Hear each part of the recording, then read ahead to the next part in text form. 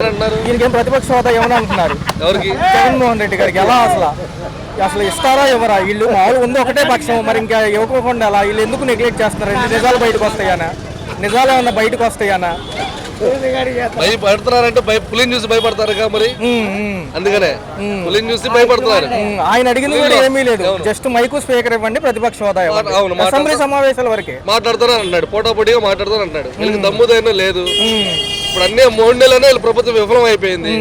మన వరదలోనే చూసాం వీళ్ళ ప్రతాపం ఏంటో, ఏమీ లేకుండా అయిపోయింది. డ్రోన్ మీద ఒక క్యారీ బ్యాగ్ ఒకటి పెట్టాడు, ఎక్కడో అది క్రియేట్ చేసుకుని వచ్చి ఇక్కడ పెట్టాడు. క్యారీ బ్యాగ్ లో డ్రోన్ మీద ఇచ్చే లెక్కదే. ఆర్మీ ఎందుకు, ఇవన్నీ ఎందుకు? రెండోది, ఇక్కడ ఏదో డ్రోన్ ట్రైనింగ్ సెంటర్ పెడతాం అంటున్నారు. దేనికి యూజ్ అంటారు అసలు? దేనికి యూజ్ ఏంటంటే ఏముంది, వాళ్ళ వరకు వాళ్ళు కాపాడుకోవడం కోసం యూజ్ చేస్తారేమో ఏమన్నా, అంతకు మించి ఏముండదు. దానివల్ల ఉపయోగం జనాలకు ఉపయోగపడేది అది ఏమన్నా. సోషల్ మీడియాలో వార్తలకు సంబంధించి ఏదైతే కఠిన చర్యలు తీసుకుంటామంటున్నారో, పాలక పక్షానికి ఒక న్యాయం, ప్రతిపక్షానికి ఒక న్యాయమా? అవును, ఇప్పుడు వాళ్ళ ప్రభుత్వం నడుస్తుంది కదా, వాళ్ళు ఏదంటే అదే. పాలక పక్షాలు అంటే భయపడుతున్నారు కాబట్టే కదా ఇప్పుడు ఆయన రానికుండా చేస్తున్నారు. 11 సీట్లకే పరిమితం అంటున్నారు. జనాల గుండెల్లో గెలుచుకుని ఉన్నాడు జగన్మోహన్ రెడ్డి. ఇంకా అవసరం లేదు, ఓడిపోయాడన్న ప్రత్యేకత అయితే మాత్రం మాట్లాడాల్సిన అవసరం లేదు. ఒక పక్క లోటు బడ్జెట్ అంటున్న వీళ్ళు 2.9 లక్షల కోట్లు బడ్జెట్ పెడతారంట ఈ రోజు అసెంబ్లీ సమావేశాల్లో. కొల్లు రవీంద్ర గారు ఆయనే అంట ప్రవేశపెట్టేది. ఎలా ఉండబోతుంది? ఎక్కడి నుండి తెచ్చుకు పెడతారంట? ఎవరి సొమ్ము తెచ్చి పెడతారు? ఎవరి సొమ్ము తెచ్చి పెడతారు? ఇప్పుడు అవదా మరి మరో బీహార్ అవదా, మరొక శ్రీలంక అవదా? ఇప్పుడు జనాలు పారిపోరా? 5 నెలలకి 60,000 పైచిలుకు కోట్లే అప్పయింది అంటారు. పెన్షన్కి, మిగతా ఈ 2 పథకాలకి. మొన్నగా అమలు చేసింది ఒక పథకం, గ్యాస్ బండ్ల పథకం. అంతకు ముందు అన్ని ఒక పెన్షన్ పథకమే. నిజంగా నమ్మొచ్చు అంటారు? నమ్మేదే ఉంది. ఇప్పుడు నమ్మడానికి ఏంటంటే, ఇప్పుడు ప్రతి ఒక్కరికి దీపం పథకం అంటున్నాడు. దీపం పథకం అన్నది ఇప్పుడు ఎప్పుడో 10 సంవత్సరాల కింద పెట్టిన దీపం పథకం అది. ఇప్పుడు ఎవరికి వర్తించే పథకాలు అయితే ఏమీ లేవు. పిల్లలు డేట్ ఆఫ్ బర్త్ సర్టిఫికేట్లు అన్నా మారాలంటున్నారు, ఆధార్ కార్డులు మార్చుకోవాలంటున్నారు. ప్రతి ఒక్కరికి మళ్ళీ తాలూకా ఆఫీసు పరిగెత్తిస్తున్నారు. సచివాలయ వ్యవస్థ అయితే లేదు. సచివాలయ వ్యవస్థ ఉంటే ఏమన్నా మెరుగుపడిద్దేమో నేను అనుకున్నాను ఆలోచన. అన్నయ్య గారు వాలంటీర్ని అక్రమంగా తీసేశారు. నిజంగా చెప్పాలంటే ఫస్ట్ మోసం చేసింది వీళ్ళని. అవును, అసలు ఎలా అనిపిస్తుంది? ఇప్పుడు 3 నెలల నుండి వాళ్ళకి జీతాలు లేవంట. మన వరదల్లో కూడా పాపం చాలా కష్టపడ్డారు. రండి తీసుకుంటామని అన్నారు, ఇంతవరకు వాళ్ళకి లేదు. జీవోలు వెబ్సైట్ లో కనిపిస్తున్నా కానీ అవి జీవోలు కాదంటున్నారు. ఎలా చెప్పాలన్నయ్య గారు? ఎలా చెప్పాలంటే ఇంకా వాళ్ళు తెలుసుకోవాలి. అది ప్రభుత్వం, గవర్నమెంట్ వ్యవస్థ వాళ్ళు పనిచేయాలంటే వీళ్ళు ఉండాల్సిందే, వాలంటీర్లు ఉండాల్సిందే కంపల్సరీ. ఆ వాలంటీర్లు అనేది ఏది నడవదు. జగన్మోహన్ రెడ్డి ఏదో మంచిదో పెంచిదో తెచ్చాడు పథకాన్ని, అమలు చేయాలన్న దమ్ము ఇదన్నీ వీళ్ళకి లేదు. చంద్రబాబు నాయుడుకి లేదు, లోకేష్కి లేదు, పవన్ కళ్యాణ్ కూడా లేదు.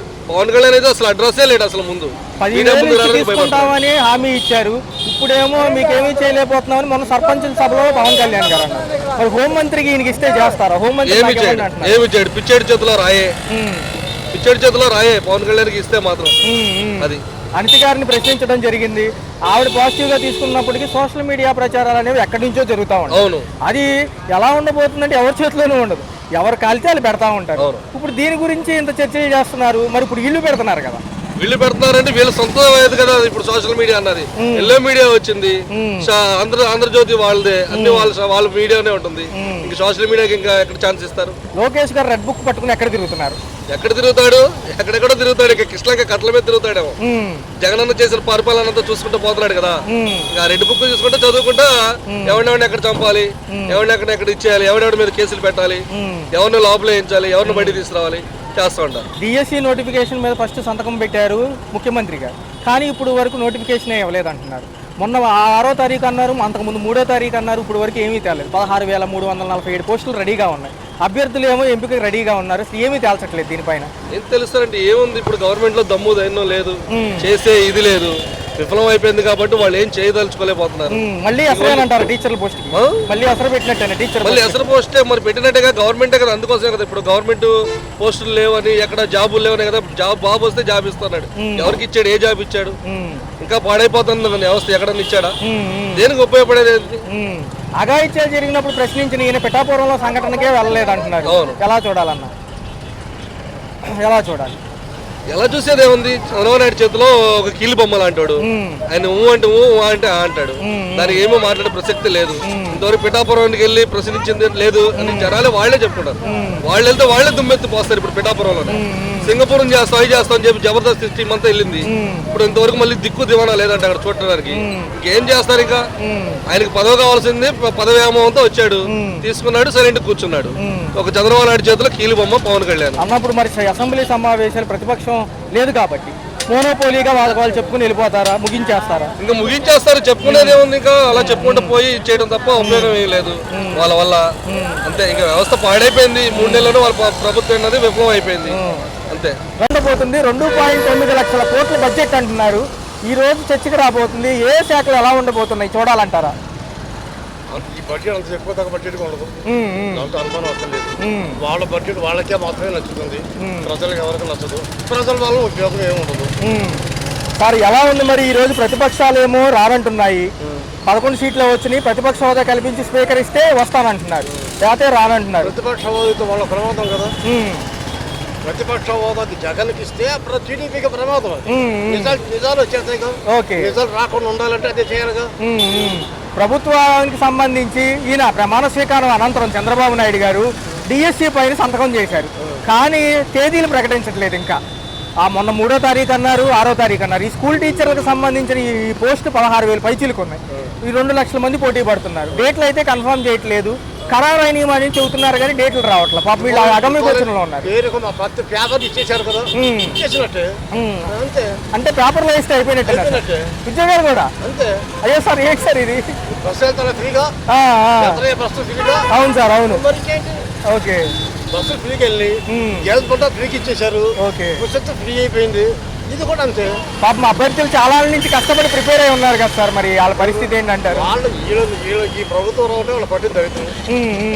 గత ప్రభుత్వం ఫిబ్రవరి కల్లా కంప్లీట్ చేసేది, కానీ ఆ జీవో రద్దు చేశారు. వీళ్ళు రద్దు చేసి మళ్ళీ వీళ్ళు కొత్తది తీసుకొచ్చారు, కానీ ప్రకటించట్లేదు. పేపర్కి ఇచ్చేసారు. ఓకే ఓకే, పేపర్కి ఇచ్చేసినట్టు అయిపోయినట్టు వచ్చేసినట్టు. ఈ సభలో ఇవాళ అసెంబ్లీ సమావేశాల్లో భాగంగా పవన్ కళ్యాణ్ గారు కూడా ఉంటారంటారా, లేకపోతే ఆయన తప్పుకుంటారంటారా? పవన్ కళ్యాణ్ కూడా సబ్జెక్ట్ తీసుకుంటూ ఉంటాడు. లేనప్పుడు పవన్ కళ్యాణ్ లేకపోతే. ఓకే ఓకే సార్, ఎలా అనిపిస్తుంది మరి? ఏం చేయబోతున్నారు వీళ్ళు? మిగతా అంశాలు చూస్తే వాలంటీర్ వ్యవస్థ అగమ్య గోచరంగా ఉంది. సమ్మె వైపు కార్యాచరణ రూపొందించారు. ఈ అసెంబ్లీ సమావేశాల్లో చర్చకి రాకపోతే అటే వెళ్తాం అంటున్నారు. చర్చకి రాకపోతే అటే సమ్మె వైపే వెళ్తాం అంటున్నారు. ఇంకేం చేస్తామంటే అంతే. అంటే 5,000 కూడా ఇచ్చి పెట్టుకోలేని పరిస్థితుల్లో ఉన్నారా వీళ్ళు? నాకు రాజధాని కావాలి, వీళ్ళకి ఎలా పోయినా పర్వాలేదు. మరి మొన్న సీప్లైన్ వేసుకుని శ్రీశైలం వెళ్ళారు కదా సార్, ఇక్కడి నుంచి కృష్ణానదిలో నుంచి. డ్రామాలు స్టేజ్ల మీద యాక్ట్ చేయట్లేదు, డ్రామాలు అంతే, నాటకాలు అంతే. మరి మహిళలపై అఘాయిత్యాలు, మేకప్ వేసుకొని యాక్ట్ చేస్తారు, మేకప్ లేకుండా యాక్ట్ చేస్తారు అంతే. మహిళలపైన అఘాయిత్యాల గురించి ప్రశ్నిస్తే సోషల్ మీడియా మాధ్యమాల్లో ఎటువంటి చర్యలు తీసుకున్నా లోపలేస్తామంటున్నారు. మాట్లాడితే తప్పు అంటున్నారు కదా. అదే సోషల్ మీడియా అంటే మాట్లాడితే తప్పు అంటున్నారు. నువ్వు మాట్లాడితే తప్పలేదు, మేము మాట్లాడితే తప్పు.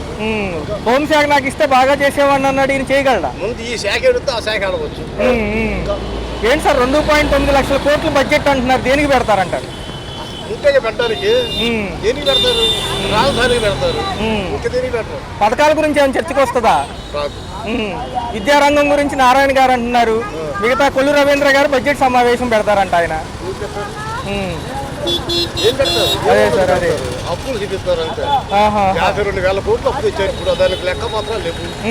అదేమనంటే జగన్ గారి మీద అబద్ధాలు. మరి ఉపాధ్యాయుల నియామకం ఎందుకు ఇంకా అంతా లోపభూయిస్తాయని అంటారు? అంతే. వీళ్ళు పిచ్చోళ్ళు, ఇంకా వీళ్ళు పిచ్చోళ్ళు ఎట్లాగా ఉంటారు, వీళ్ళు మారరు.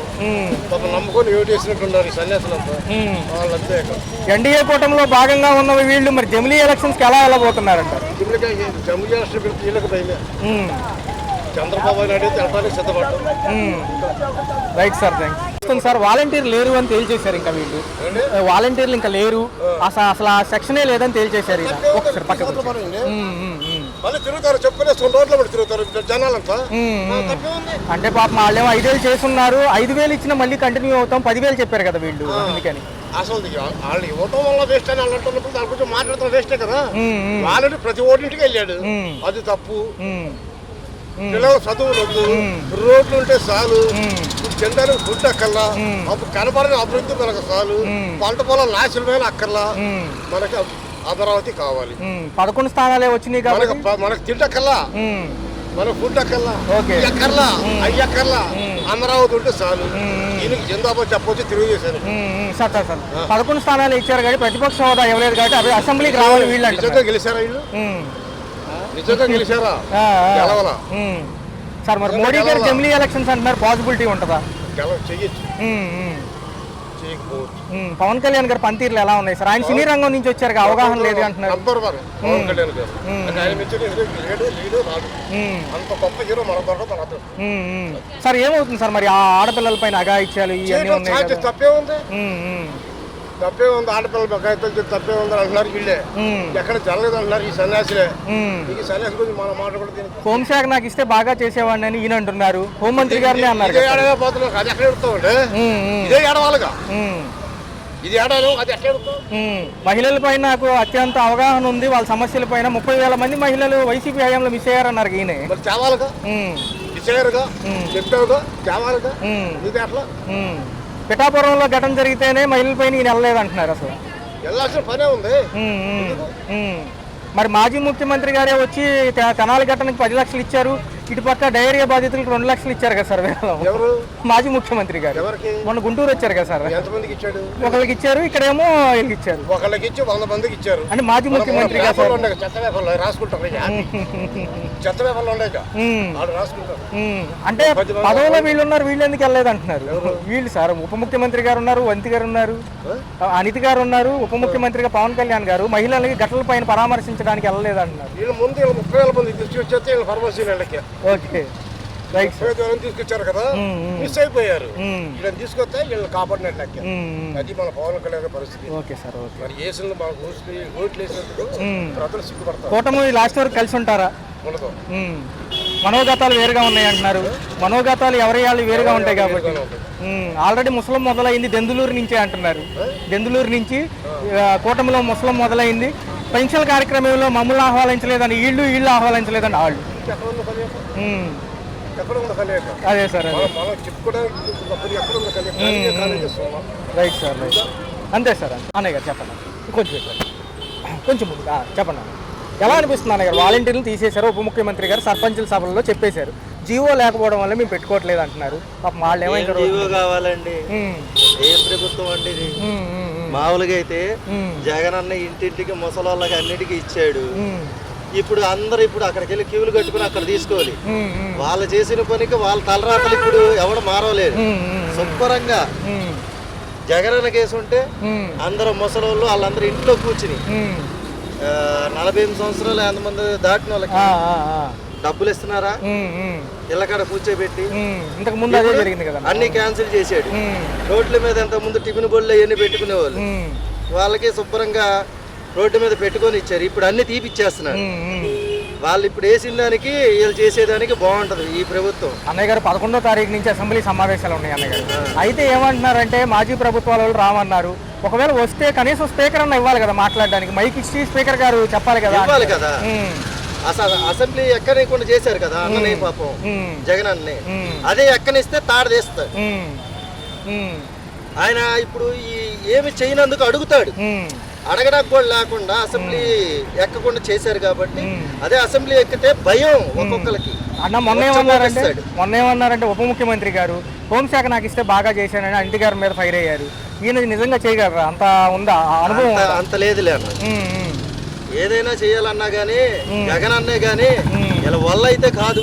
నేనైతే మొహం ముందే చెప్తున్నా. ఇంకో విషయం ఏంటంటే అన్న ఈయన ప్రశ్నించే గుణం ఉంది కాబట్టి చంద్రబాబు నాయుడుకి ఈయనకి పోటీ మొదలైంది అంటున్నారు. ఎలా చూడాలి? పోటీ మొదలైందంటే నాకు తెలిసినంత మటుకి ఓడిటాకి ఎన్నో దెబ్బలు తీశారు.